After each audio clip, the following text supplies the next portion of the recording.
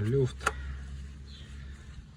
внутреннего шруса АКПП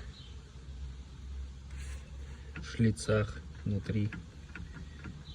Это не диф, не трипоид, целиком корпус ходит. И не подшипники дифа.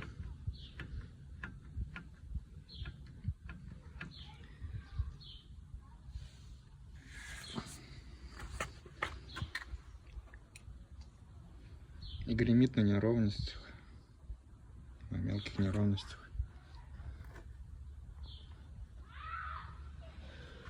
Болезнь пола.